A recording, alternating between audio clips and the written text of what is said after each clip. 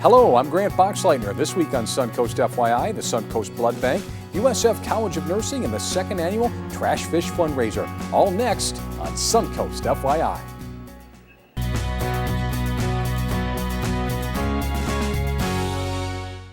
Thanks for joining us today on Suncoast FYI. The Suncoast Blood Bank provides a reliable supply of quality blood products and services to hospitals and health centers in need.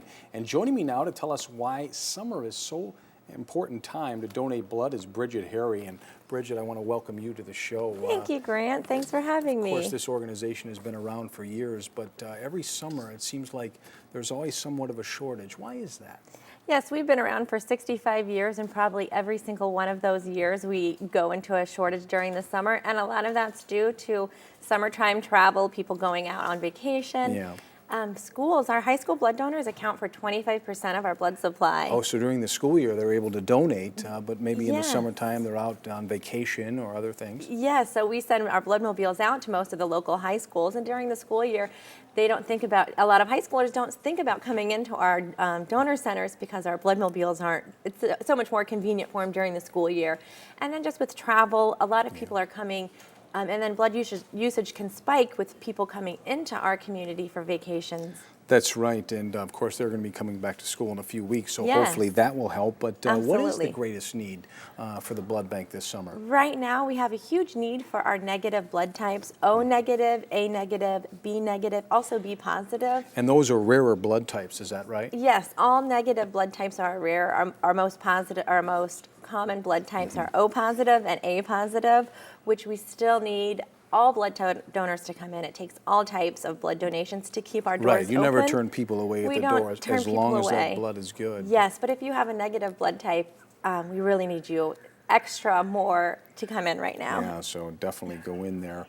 Now, we talked about why summers are so difficult, but do you notice that it does pick up quickly in the fall, or does it almost have to wait till season where you really see a supply where you're pretty comfortable with? Yeah, it'll pick up a little bit in the fall as we bring our blood mobiles back to the local high schools. We do see a larger jump once our seasonal residents come here and take refuge from their colder summer homes. So that's always great during that time of the year. And then it also dips again around the holidays. Yes, and you have these blood units, these buses that go around throughout. Where is your regional area where you cover with those?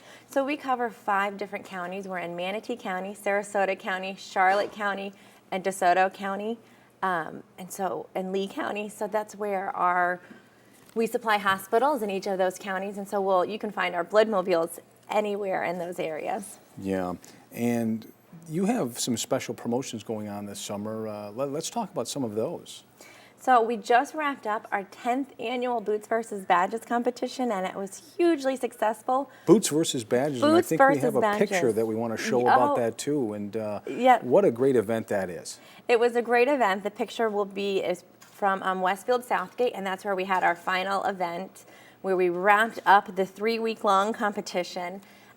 The first responders brought in a total of 319 units, which was 19 units over our goal of 300. So, and it always gets really competitive, doesn't it? They have a lot of fun with that. They have a lot of fun with it. A lot of jabbing at each other and funny jokes. They're really great sports about it, and they're so fun to work with.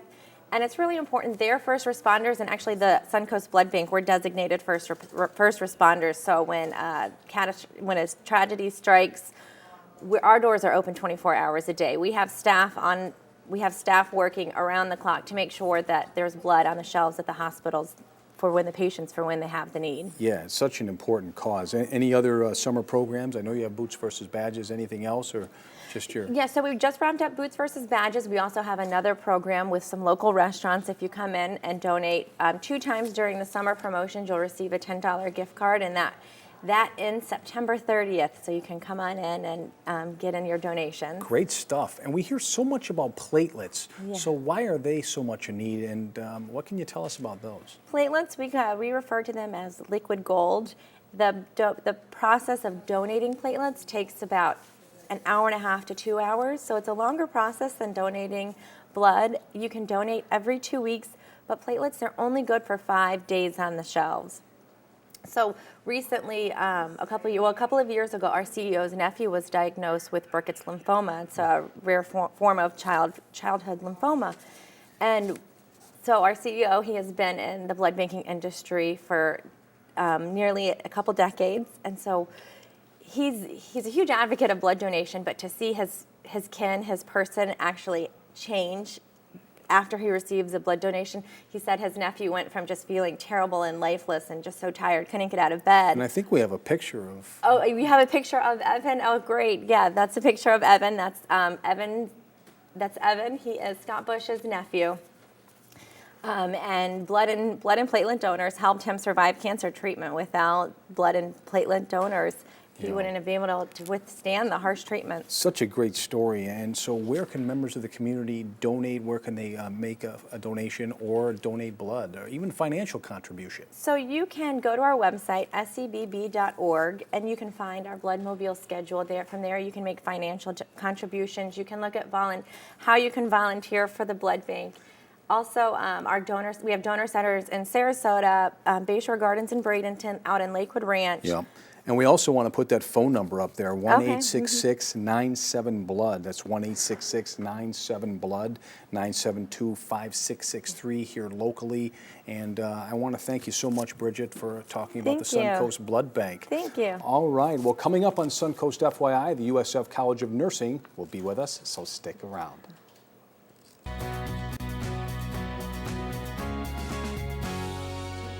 Welcome back to Suncoast FYI. I'm Grant Boxleitner. USF is one of the fastest growing research universities in the nation, and leading the way is the College of Nursing. And here to tell us more about that is the USF Health Senior Associate Vice President Diane Morrison-Beatty. And welcome to the show. And of course, you're also the Dean of the College of Nursing. And you've done a lot over just even the past year. Talk about some of these achievements. You've been getting some national recognition. Absolutely, and delighted to be here and share just a little snapshot of what we've been doing. Sure. This past year, we have jumped in the rankings for graduate programs in nursing. There's over 500 programs across the country. We're ranked number 38th in the nation, first in Florida. We also have a great ranking with the National Institutes of Health for our research, again, top in Florida. A huge accomplishment. Absolutely. So much competition out there. And also talk about the fact that nursing is one of the most sought after fields right now. Jobs are needed so much, and you're certainly preparing a lot of folks. Yes, and definitely much needed, because there's going to be a huge gap, not only for nurses, but for nurse practitioners and nurses who are the future faculty who will teach nurses. So we're addressing all of those through undergraduate, master's, and doctoral education. Yeah, absolutely. And now some of the initiatives you have ongoing are called military friendly, and I know you can talk more about that, veterans and military members. Yeah, that's a huge priority for us, and in fact, we've been named now the #1 College of Nursing in the country for military and veteran health friendliness. #1 in the country. And part of that is due to, we've got research, education, and practice initiatives. We train all of our students in military and veterans health and how to deal with family members, as well as those who are active duty and those who have left the military. We've got research going on in PTSD treatment, in immune function, working with women's vets. And of course, those folks that are staying in Florida, such a huge vet population, and so that is certainly needed, I would think. Fourth most in the country, so it's really, and of course we have our partnership with the VA right across the street. And I think the big thing for us was the big shout out from Mrs. Obama and Dr. Biden for the Joining Forces campaign, which really looked at how do nurses help the military, and USF College of Nursing got the big shout out about doing it right. And we hear a lot about RNs, but are all types of nurses needed in various roles throughout healthcare? Absolutely, and really I think not only within the state of Florida but across the nation, there's going to be a 50,000 deficit in the state of Florida alone. So not only nurses at the bedside in the hospital, but those who take care of you in outpatient settings, those who teach nursing students, and those who do research that change the lives of patients. Yeah, so important. Now, what is the impact of USF College of Nursing here in Sarasota? Well, we've got a ton of initiatives going, and I know we don't have much time, so I'll talk about two. One is what we call SNAC, the Suncoast Nursing Action Coalition, where we've partnered with clinical agencies and other colleges within the area to say, how do we meet the nursing demand? How do we recruit and retain the best nursing workforce? What do we need to do together? And the other is a new initiative. And can other organizations, have they been joining some of these businesses and other agencies? Are they adding to this all the time? Yes, and I think really it's putting all of our brain power together to say, how do we best answer the needs for the patients, our community, and really come up with innovative approaches to meeting the nursing workforce shortage. Yeah, and another big event coming up this fall you were talking about. Yes, October 29th, we have support from Suncoast Gold, or Gold Coast Eagle yes. Distributing. Yes, I'm sorry. Yes, and John Saputo, they're supporting our Military and Veterans Health Initiative fundraiser on October 29th at their center. And we hope we get a huge crowd for that, because what we're doing with the military and for the military is critical for our region to continue to grow. Yeah, and that's right before Veterans Day, so I'm sure there's going to Exactly. be a huge crowd out there doing a lot to help. Now, talk to us a little bit about your RN to BS program. Okay, this was a critical initiative that we partnered with Sarasota Memorial Hospital and other local agencies on. There's a huge shortage in baccalaureate prepared nurses in the state of Florida, far less than are available across the nation. So for people who don't understand what that means, there are different types of degrees that nurses can get, and now the recommendation is that the baseline is for a baccalaureate degree, a BS degree. so at least get your BS. Yes. So we have many RNs who don't have their baccalaureate degree. We developed an online program that fits their needs. It's new, progressive, it's fun, and we've enrolled over 400 students in it already. And I'm sure there's going to be a lot more as you get into the next school year and Absolutely, beyond. absolutely, because by 2020, the recommendation is that all nurses have a baccalaureate degree to start. And I understand you've been doing some traveling recently in Puerto Rico, and you got quite an honor. Share that with Yes, us. well, I wasn't the only one to get the honor. There were about 12 people from around the globe who received the International Nursing Research Hall of Fame Award. Wow. So for conducting research, sometimes people don't think nurses conduct research, but we do. We develop interventions that change what happens to you as a patient. And so for me, it was the Health Improvement Project for Teens, a risk reduction intervention for adolescent girls that's now available around the globe. And so how long have you been at USF? 5 glorious years. 5 great years, and you've seen all of these great improvements, Yes. and you're looking forward to a lot more. So where can people go for more information about USF and the College of Nursing specifically? I think if you just go onto the USF College of Nursing website, you can connect in any way. We'll get that up there. It's www.usf.edu, and then there's there a link for nursing or... Oh, you can go right into that, and you can, if you just Google search it, you will find us in many ways, shapes, and forms, but we're out there. All right, Diane, and also one more is phone number, 813-974-9091. You can always call the university. It's been a real pleasure having you with us here on Suncoast FYI, and best of luck to the program and all these great events that you're going to have the rest of the year. And hope we see a lot of people on October 29th. Yes, mark that on the calendar. All right, well, coming up next on Suncoast FYI, the second annual Trash Fish Fundraisers is coming up this weekend, and we'll have the details right after the break.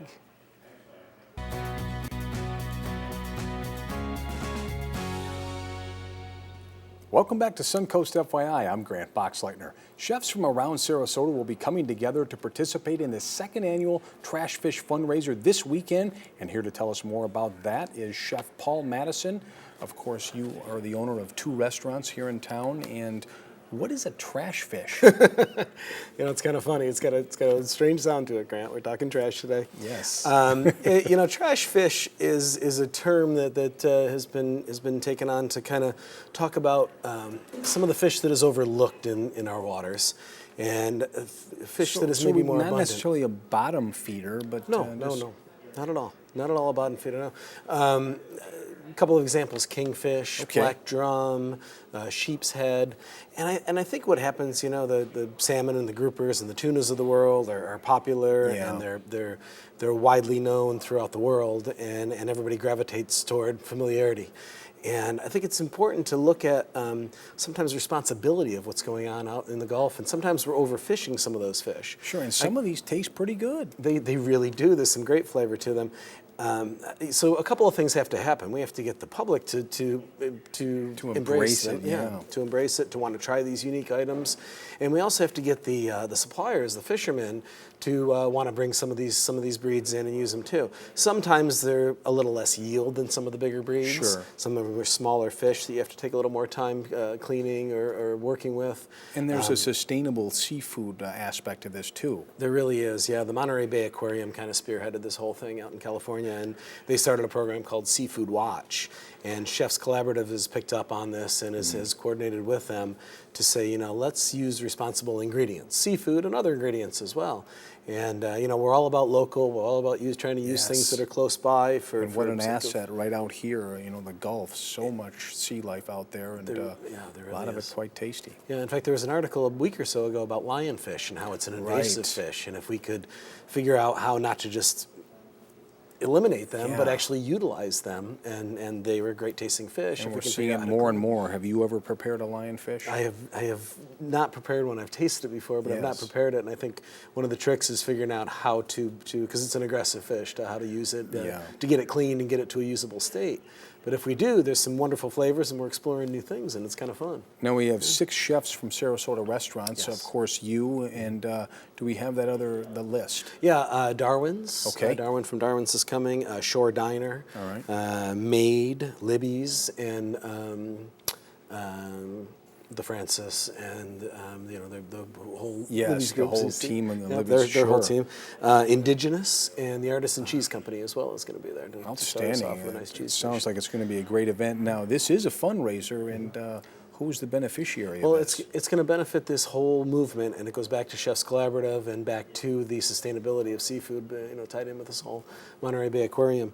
So it's a great cause, and it's a responsible thing to do. As much as we want to use local food, we want to use local fish, and we want to try different things too. It's fun and creative too to explore new foods. And speaking of trying some things, I'm not going to try it at the moment, but tell us about this delicious concoction. Yeah, I brought you a little appetizer today. We're doing the first course of the appetizers, so this is one of the items we're going to serve.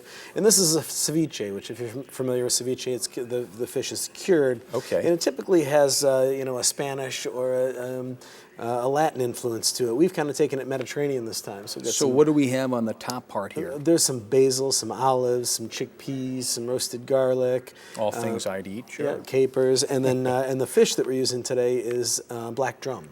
All right. Black drum we use for that. So, we're also going to serve some sheep head, which we're going to do little bites with tempura batter and a remoulade sauce. And when you go out on the boats, some of those charter boats, you catch a lot of sheep's head and a lot of black drums. So now, the first time I came across it, I was out fishing, and we were, of course, looking for, you know, can we find grouper, can we find this other stuff?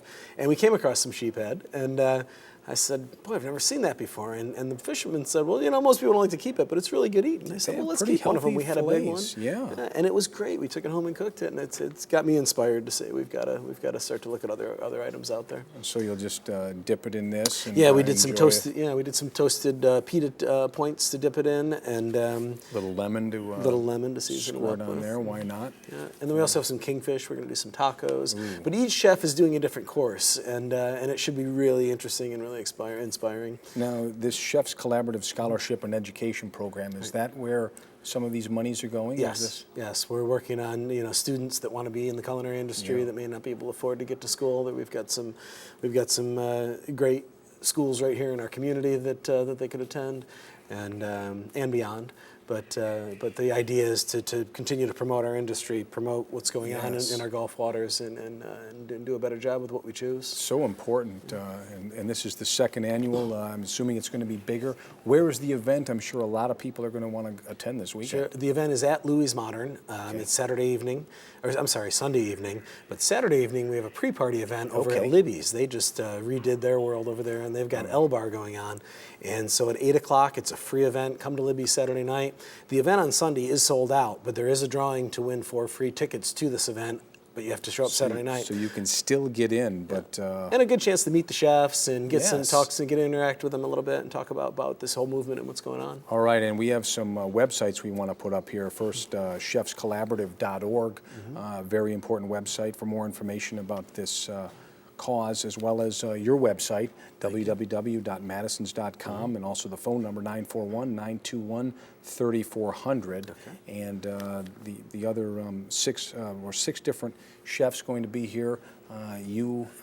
Thank you so much for being here. Anything else that people should know about this event, even if they're not attending? Right. No, like I said, it sold out so quickly this year. Yeah. So if you're interested in this what's going on out there, if it's think a about big it for hit, next year. you planning on bringing it back next year? That was going to be. We're already talking about next year, and we're actually talking about maybe making it a bigger event or possibly a series of events through the course of a week or a long weekend. Moat Marine Aquarium has been very involved and very on board with this program, so there may be some events at Moat, maybe some individual dinners at the restaurants. We're still kind of brainstorming about how to do it, but it's rapidly growing. Great stuff, Paul. Well, I'm going to enjoy this here in a moment, but stay tuned to Suncoast FYI. We'll be right back. That's our show for today. Thanks so much for joining us. Now, if you'd like to promote your business or event on Suncoast FYI, we'd love to hear from you. Just call our sales department at 941-361-4223. I'm Grant Boxleitner, and we'll see you next Friday on Suncoast FYI.